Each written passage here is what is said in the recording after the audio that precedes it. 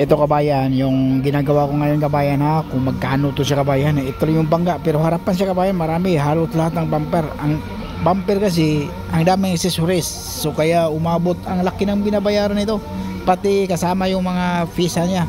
So Audi Q3 2020. Pakita ko sa inyo ha. Ang daming visa kasi kabayan, nasa 16 yung visa na maliliit. So grill lang, magkano na yung grill? Yung grill niya magkano? Ito, course B lateral. So nasa 860 na sa dollar. Pati ito 800 din oh. Walang ilaw to sa kabayan ha. Yung mga grill lang ito. Grill, tapos sa grill sa baba din. Tapos bumper, ito yung bumper.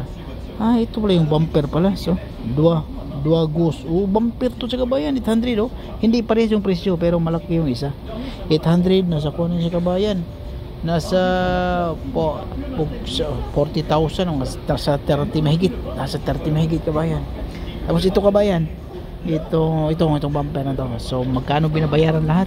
Kasama visa oh. Nasa 8,000, nasa 10,000 oh. Total estimate 10,000. Yan ang mahirap pag udi. Kasi grabing mahal ng mga visa. 10,000 nasa kuwan kabayan, nasa 400 mahigit sa piso. Yan oh. Audi Q3 2020 model. Yan lang. Matay eh. Ang mahal. Yan ang Audi. Okay? Maraming salamat kabayan.